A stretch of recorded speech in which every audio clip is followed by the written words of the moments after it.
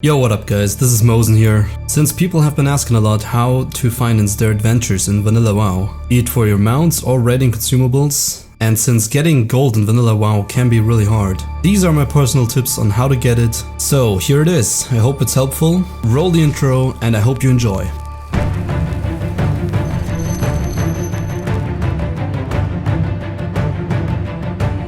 Yeah, welcome to Mowsen's Gold Farming Tips. Today we're gonna take a look at a lower level mob, and this could especially be helpful for people that are trying to get their mounts while leveling.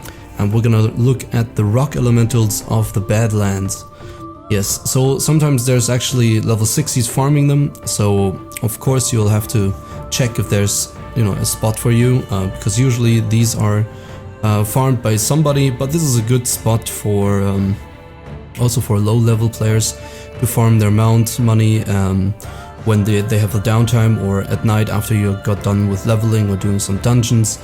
And there's two spots for those things. So what we're gonna look at is the normal rock elementals and the lesser rock elementals found in the Badlands.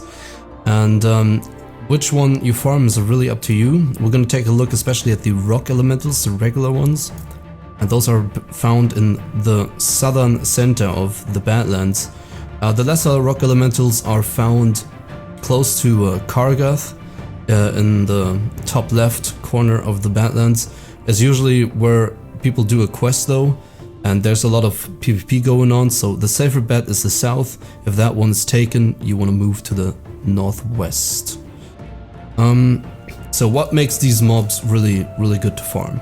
Now first of all, they, and this is probably the most important one, they're actually easy to kill, and they drop elemental earth. Now, for those of you that don't know that, elemental earth is used for a variety of items that you need for raiding, and that you actually need for raiding throughout the whole game. Now, the first cool thing that you can make with elemental earth is the field repair bot 74A.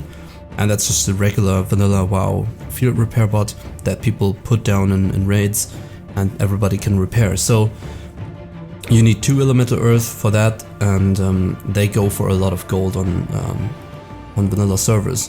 The next thing that you can build is the Greater Nature Protection Potion, and I don't really need to tell you what you need that for. Basically AQ still in Nax, that's what that's the stuff you need. And for people that are really tried in Battlegrounds and have issues with elemental shamans, that's to a lesser degree, but yeah, Naxxramas and AQ40 are the ones, the raids that you need it for. And lastly, you need the elemental earth for the restorative potions. Those potions are needed throughout vanilla. What they do is they remove a magic, a curse, and a poison and a disease every 5 seconds for 30 seconds. On the imbiber, and that is especially useful for basically every raid encounter, because you just pop that one and it will remove everything that hits you for 30 seconds. Makes encounters very easy, and is a often used consumable throughout raiding. So you see that elemental earth is used for a couple of crafting recipes, but especially for consumables and raid materials. So we're gonna take a look at the drop table of those rock elementals here. So what you can see is the elemental earth is coming in at 11% drop rate. I believe at the lesser elemental rock elementals it's 10% drop rate, so not far off. So you can see it's like 11% chance every 10th elemental will drop one of those elemental earths, and they sell for a lot of money. Or you just make your own consumables, in which case you also save money.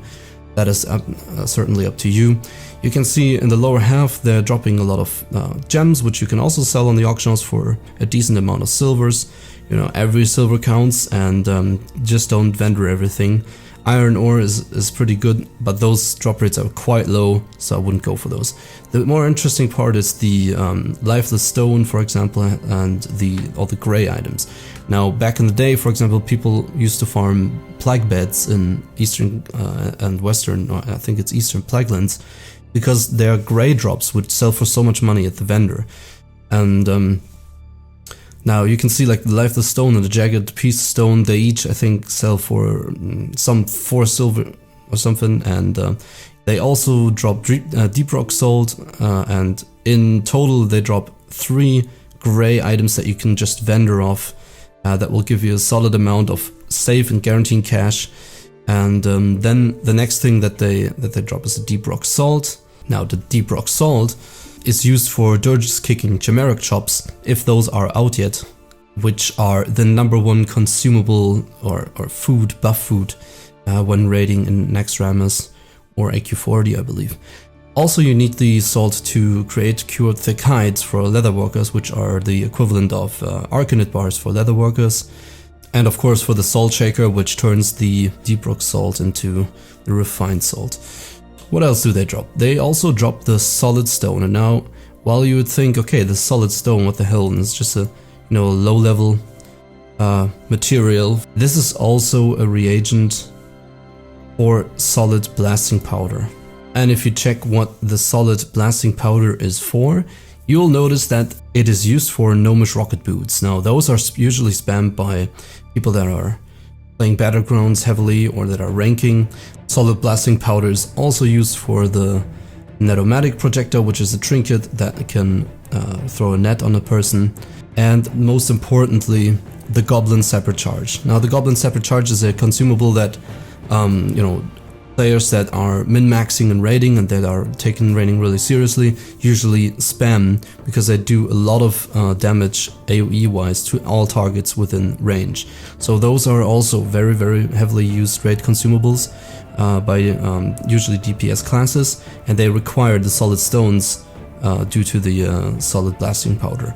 So that is something that will cost a lot of money, and taking into account that these mobs are so low, they're easily farmable, and you can get a lot of gray items combined with 2 or 3 items that are heavily used in raiding environments, and that makes them very, very valuable. You can see if this one works out for you, try it out at different times a day and see what your server can provide for you. I hope this helped you a little bit. Maybe this is a good way for low-level players to grind their first mount or to get the epic mount done. This is a rather unconventional type of gold farming, but this is going to start with the series with the first one. I hope this helped you. I hope you enjoyed. If you did, please subscribe and like the video. I thank you very much for watching, and I'll see you in the next one. Bye bye.